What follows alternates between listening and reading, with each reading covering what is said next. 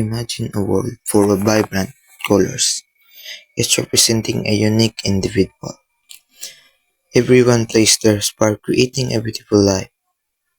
But what happens when a color tries to push others away? Discrimination isn't about affecting everyone. It weaknesses the bonds that holding discrimination and make this is. It weaknesses the bonds that hold communities together. It can take many forms, big and small, but the impact is always the same. But there's hope.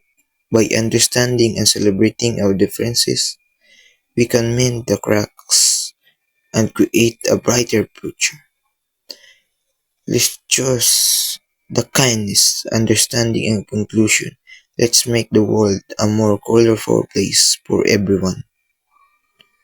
That's all. Thank you.